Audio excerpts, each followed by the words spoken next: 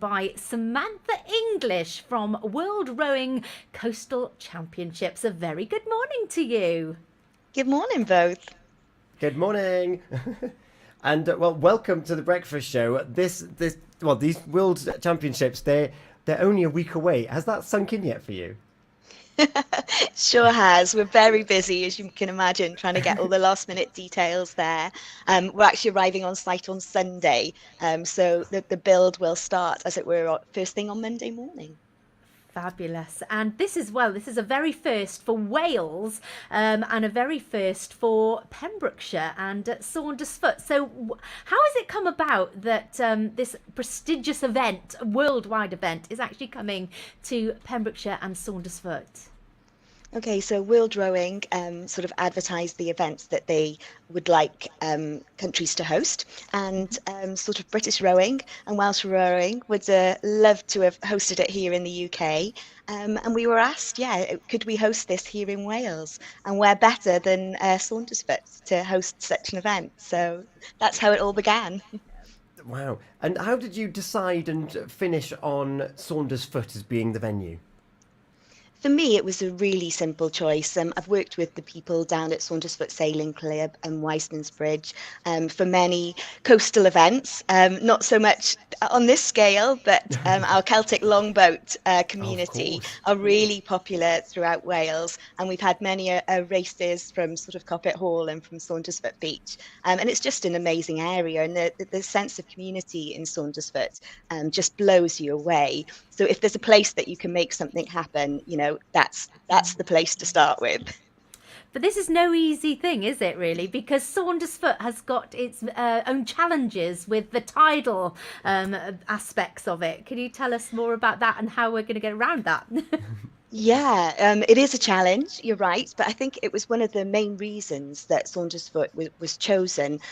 Traditionally, the event takes place where you haven't got that bigger tidal range, so you can move everything to the beach, and then you can just play away all day and run the competition without having to move too much. In Saundersfoot, as we know, when the tide's in, there's not much beach, and when the tide's out, it's quite away. Yeah. It is. So that has its challenges in terms of moving any sort of infrastructure that we have down to the beach, all the umpires and timing, etc. But also on the water, because obviously the varying levels of water change all the time. So we need to constantly adjust courses, buoy systems, that type of thing. So yeah, it's been a challenge, but one that I must say the guys down at the sailing club have really relished, and they have literally been practicing this for the last, as soon as we said, yeah, we've got the event, they've been working on tirelessly, to try and get it smooth and slick so we can put on a really professional competition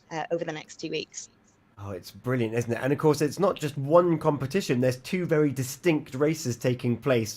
Did you just recap for those that might have missed the conversation we had with Rachel last week? Yeah, so the first weekend is going to be, we call it the Coastal Championships. So that's like a long distance or an endurance race. So what we'll see on the Friday is heats taking place over a 4 kilometre course. Now, it is a 4 kilometre course that, as you guys all know, in Saundersfoot, you can see the whole course. It's a beautiful bay. And if you're up there on the harbour, you'll be able to see the boats moving around. And we'll also have a big screen in the harbour so that you'll be able to track the boats as they go around the course. And then on the Saturday and Sunday, that moves in a little bit further. It goes to a 6 kilometre course, and that's when all the finals will take place. It's a beach start, so all the boats will be lining up on the beach, Oh, and wow. they'll be in groups of about 18 that will be setting off at any one time. So they'll leave the beach, and then they'll row the distance, as it were, and finish just off the harbour wall there in Saundersfoot. And then the following weekend moves to a different type of competition. Very exciting and fast and furious, I would say, is the beach sprint finals. So this is where athletes start on the beach and they run to their boats, jump in, slalom 250 meters out, turn and head straight back to the beach, abandon their boats, and then run up the sand to the finish line. So Oh, most of this is head to head. So it's almost like instant knockout, as it were. Yeah. So it's fast and it's furious. Each race will take around 3 minutes. So, you can pop down for half an hour and see quite a lot of racing and Wow. competition going on during that time. I can hear the crowds already. Yeah. Come on, come That is on. what a Saundersfoot. My goodness me! If you're going to be anywhere in Pembrokeshire on that weekend, you hear cheering and screaming and come on, it's Saundersfoot where it's all happening. Oh my goodness. Absolutely. It's going to look a fantastic spectacle with all those boats being lined out on the beach ready to launch Wow. as well, particularly on that first weekend. It's really going to be something that Saundersfoot, I don't think, has ever seen before and probably won't for a long time. But you're hoping that with the big coastal range, this might actually open the doors for other venues to launch events like this in the future. Yeah, absolutely. So if we can provide it here on such a big, tidal range, then yes, it opens up, it opens up to other venues throughout the world, really, that can sort of, bid for the events and take us to different destinations. So yeah, we are a bit of a guinea pig in that in that sense, but we're hoping to be able to pass all the knowledge that we've learned from the event onto, World Rowing and all the different member federations throughout the world so that they can host the event too. Yeah. And you shared a really interesting, or the competition shared a really interesting graphic about the different types of boats and the different number of crew that are going to be there. It's not just one team races. There's individuals, there's doubles, and there's fours with coxes. There's all sorts of different boats taken to the water. That's right. Yeah. So yeah, it's not just singles. They will be in doubles. Some races will have competition with men only in a double, women only, but there are mixed competitions as well. And the four, as you say, is a coxed boat. So more the type of thing that we're used to seeing on the Pembrokeshire coast. But yeah, they've got 4 rowers in there. So it's all different formats. You certainly won't be bored if you come down to Saundersfoot over the next 2 weeks. Yeah, and if we take what Rachel said, these rowers bring on the waves as a deliberate call, and the set that she was saying that it's jeopardy out there with the waves, and particularly we might get a weather system off the back of what's happening in America at the moment as well. Yes, let's hope it's not as severe as No. what's going on over there.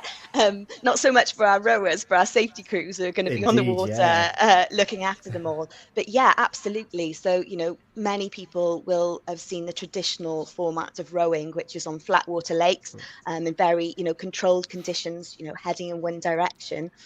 Here we've got the tide, we've got the swell, we've got the wind, we've got everything sort of mixing it up.